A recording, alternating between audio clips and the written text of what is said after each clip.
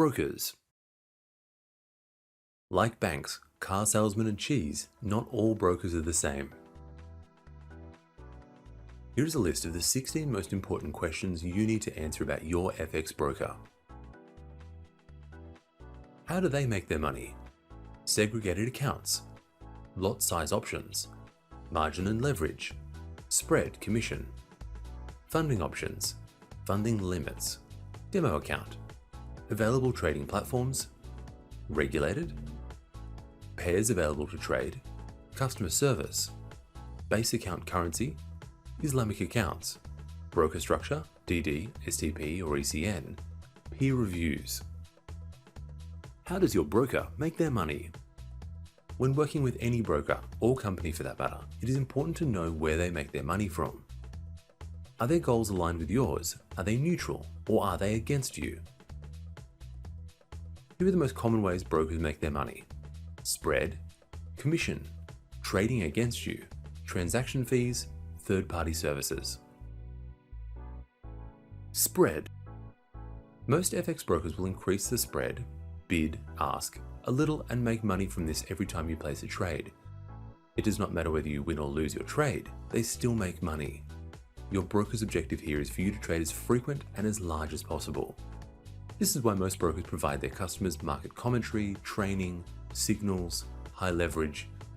Ideally, they want you to make money because you will then continue to trade. Commission. Some brokers will charge a commission on every trade. They will either do this instead of increasing the spread or as well as, and generally not tell you. Your broker's objective here is again for you to trade frequent and large as possible. Again, your broker wants you to trade. The more trades you make, the more money they will make. Trading against you. Most retail traders lose money. This is no secret. The percentage of losing retail traders is around 80% plus. Brokers see this firsthand, and because of this, many brokers will trade against you. You buy, they sell. You sell, they buy. You make money, they lose money. Or, as what happens 80+% of the time, you lose money and they make money. Your broker's objective here is to get all your money. If you deposit $500, they want that entire $500. They also want you to trade as large and frequent as possible. Transaction fees. Although this is less common and less significant for both parties, some brokers will take a percentage of all transaction costs. Funds in, funds out, transfers between multiple accounts and on the swap interest account. If you have a large enough client base, it only takes a small percentage of each transaction to add up. Third-party products and services. In pretty much every scenario, the broker makes money when you trade. The more frequent and the larger you trade, the more money they will make. So most brokers will provide third-party products and services for free that encourages customers to trade more often. Things like trading software, trading signals, training, etc. Sometimes these are paid services that have upgrades and the broker will take a commission from this. I'm not saying this is a bad thing. If it does indeed provide value, then why not? Segregated accounts. As a trader, you should be concerned with keeping your capital as safe as possible. One way to help with this is to choose a Forex broker that uses segregated accounts. When a Forex broker states they use segregated accounts, it basically means they're using two separate bank accounts. One for the broker's operating funds, one that is used for all of the client's funds combined. Most brokers offer segregated accounts these days, but in the past that was not so common. And when the brokers ran into financial trouble, it was very easy for them to start using their clients' funds to help manage their businesses. Not a good look. Customers with larger trading accounts can also sometimes get their own segregated account. This will be an account just for their own funds, not shared with the broker or other traders. Another thing to look at is where the broker holds your money. Where is the segregated account held? Your broker might be holding your funds in some dodgy offshore bank account that is offering high interest. Yes, this is unlikely, but it pays to ask where your funds are held and to look at how stable that bank is.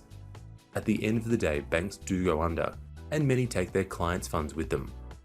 Using a broker with segregated accounts does not mean your funds will be 100% safe, but it certainly will help. Lot size. Some brokers do not offer trading on micro lots or even mini lots. If you are trading with a smaller account size, being able to trade these smaller lot sizes and use proper risk management will be vital to your success. Standard lot, 1, mini lot, 0.1, micro lot, 0.01. Leverage and margin. Brokers offer different amounts of margin and leverage to their customers.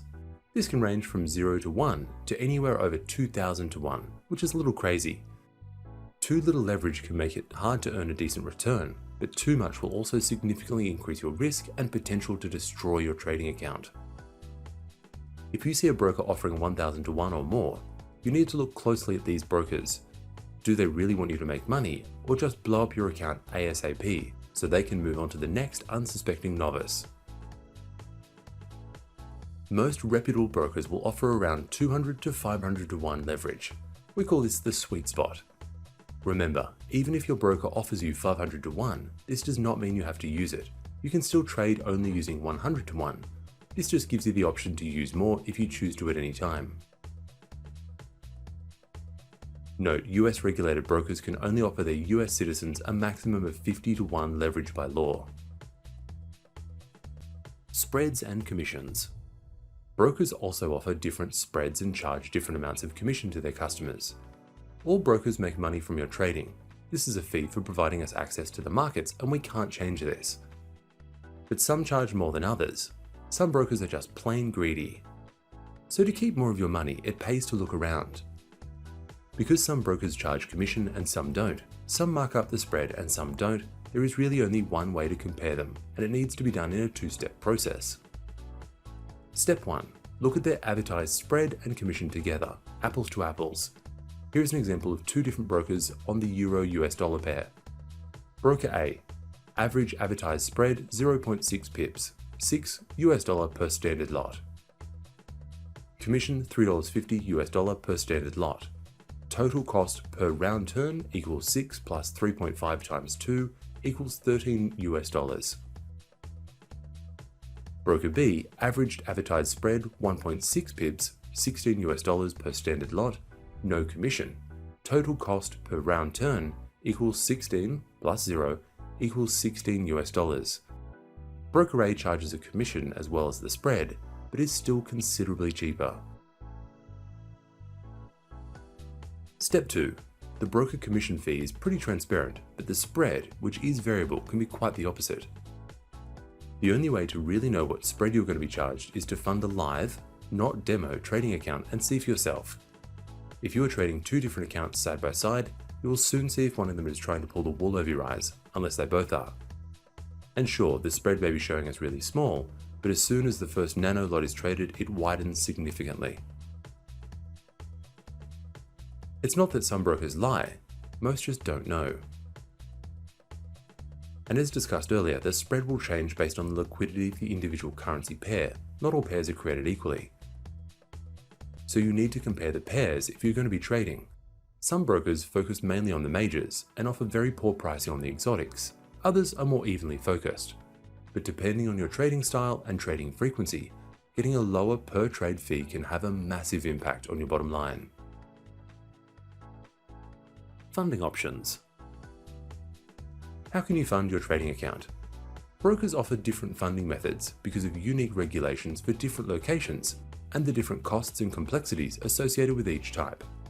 Here is an example of the few main ones offered: wire transfer, TT, local bank transfer, ACH, credit, debit card, Skrill, net teller, PayPal, UnionPay. Also, are there any restrictions on funding minimums or maximums? You also need to look at the withdrawal options. Even though you deposited money via your CC, you may not be able to withdraw money via CC. So you need to check this first. This area is where a large percentage of broker-client conflict comes from.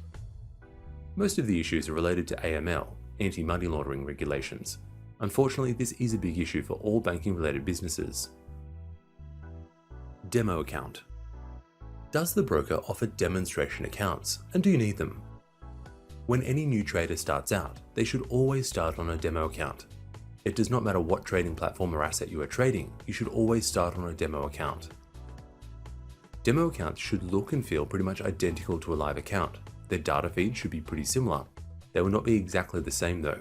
Hence, to test the spread and slippage, you do need to test on a live account. But overall, this makes them a great place to get familiar with the platform and any trading ideas you may have. If you make a few mistakes and blow up a $50,000 demo account, no problem, just get another, and then another, and so on. Don't practice with your hard-earned money. If you cannot make money on a demo account, then why do you think you will on a real account? Even most experienced traders still use demos for testing out new ideas. They are an invaluable tool for all traders to use. Available trading platforms and software. All brokers have to provide you a way of executing your trades, and these days it's mostly done online, point-and-click trading. Some of the bigger FX brokers offer their own proprietary trading platforms for you to use. These are either web-based platforms that you can access via your internet browser in the cloud, or client-side platforms that you download, install, and run on your local personal computer. And of course, most offer mobile trading apps now also. You need to think about what type of trading you are going to be doing, and then find the right software that will work best for you. Manual trading, automated trading, technical analysis, fundamental analysis, being away from your office, computer. MetaTrader 4. Most brokers support independent third-party trading platforms like the very popular MetaTrader 4, MT4, platform that can be obtained free of charge and has all the basics, and also many advanced features like charting and the ability to automate your trading. All of our FX trading is done with MT4. It is offered for free, most brokers have access to it, we can use it for auto trading and is good for doing charting and technical analysis. No, it's not the best out there, but overall it is pretty good at doing everything we require at glsequity.com.